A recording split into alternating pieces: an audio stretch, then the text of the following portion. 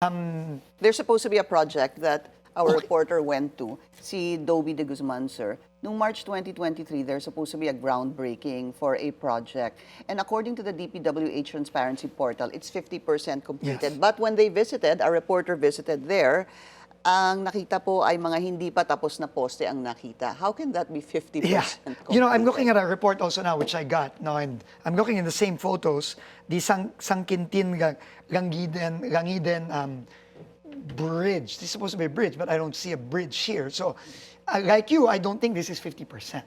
No, but that's why what we're trying to do now is we're asking the help of various groups all over the country, including the CBCP, to help us monitor. Because, you know, right now, there are about 30,000 ongoing projects of DPWH right now. 30,000. 30,000. Not counting the projects for 2026.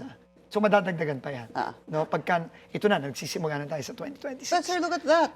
Absolutely. I agree 100%. So thank you for letting me know about this. So I will go here and I will find out what the real situation here is. Okay.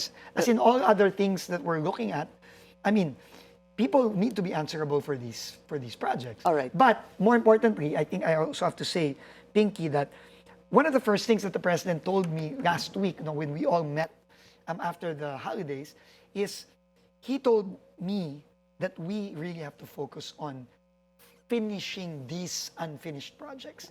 Kasi all over the country, ang daming ganyan. Ang daming bitin na tulay, bitin na kalye, Yeah, I bitin hope na... you do that, sir. So, kailangan yun ang priority natin. So, yun And ang gagawin also, natin. if I may, also yung mga kalsada po na baku-baku na nakakagawa lang, please look into those. Baka pwede nyo pang habulin po yung mga Tama po. contractors. Tama po.